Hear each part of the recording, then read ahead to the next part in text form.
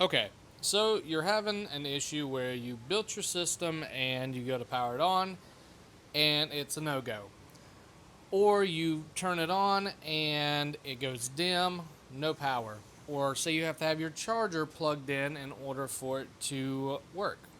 Well, the issue lies in your battery. And it's not just one brand or one particular model of battery that's doing this. It actually has to do more with the amplifier.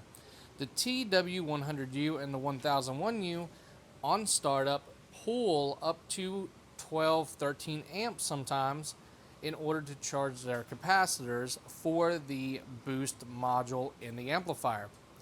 So, there's a few ways to work around this. First off, I don't always have this issue with certain batteries when other people have that issue with that battery. So it makes it kind of a hard thing to troubleshoot. So in this video, we're actually going to go ahead and we're going to try to troubleshoot this, and I'll show you how to fix it. Alright. So right here, I have a Raptor 4 amp hour 24 volt battery, a TW100U amp, and our DIY kit. We have a 15 amp 16 millimeter switch. Let's see if it trips. So I turned it on, it did not trip, which is a good sign. So this one is ready to go. But let's go ahead and swap that battery out to the 5 amp hour Raptor and see if it trips. So for this video, I'm just going to stick it in here. Go ahead and disconnect the positive there and the negative here. And we'll go ahead and use lever connector for the positive. And I'm just gonna disconnect this ground. We'll use it over here.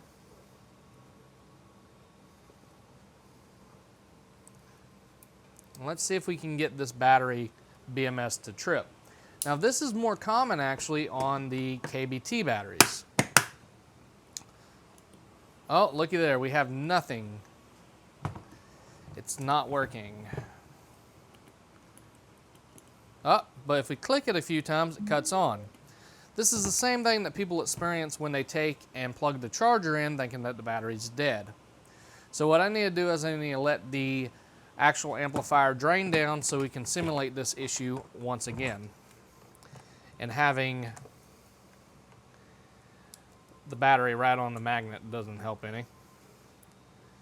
Alright, so that should have drained the capacitors off the ground side, hopefully. Now, what do we do? So the easiest solution is to grab one of these resistors right here and put it in line. Now, if you have a battery that overcharges to say 29 volts, let's see if I got one. Is this one? Yes. So this one charges at 29.4. The resting voltage is going to be over 28. In that situation, you need a buck. And the good thing about the bucks is they also have a built-in current limiter on some of them. So you can adjust it on some and on some you can't. So we're going to add this resistor in line really quick. If I quit dropping everything out this box. So where would you add it? You're probably wondering. Well, it's actually pretty simple. We're going to add it on the positive side of the amplifier. So I'm just going to, just for demonstration purposes, I'm going to put it in here. I'm going to grab another lever connector. Now, if you are doing this, make sure that you heat shrink all the way up on the bare metal. That way you can get a good connection. So now we have this in line.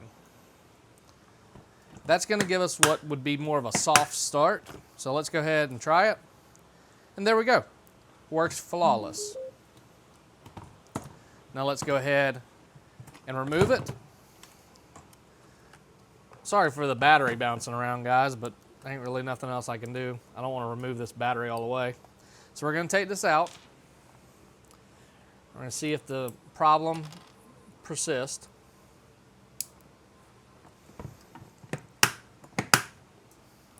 And there you go. Doesn't work. We're going to go ahead and disconnect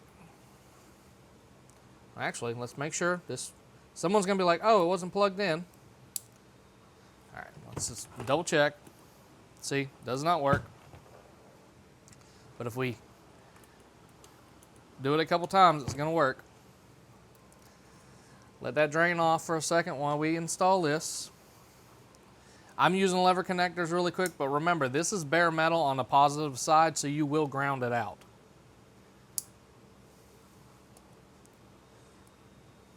That's why you want to heat shrink or cut it short. Try to stuff all this in there now. All right, here we go. Hey, looky there. Works every time. Now, what a lot of people are doing is they're thinking the battery's dead, right? So they're taking and they're plugging the charger in and it's working. Well, it's because the charger is picking up where the battery isn't able to. So here we go again. Doesn't work. Let me go ahead and grab a charger. That battery takes a 25. So here's a 25.2 volt, 1 amp hour charger. Not 1 amp hour, 1 amp. So we'll plug that charger in. Try to zoom in for y'all. So over here is the DC plug. So it's not working. If I plug this in and I try it, oh, that time this charger didn't keep up. Is this the right one? Oh no, that is not the right charger.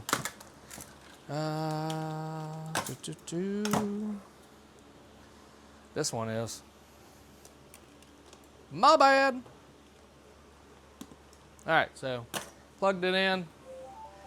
And actually this one still had to be clicked twice. So the charger doesn't always fix that issue. But once it's capacitors in the amplifier grab a charge, it's gonna go ahead and work just fine. So that's how to fix it. I'll leave a link down below for the resistor, so hopefully that helps somebody out.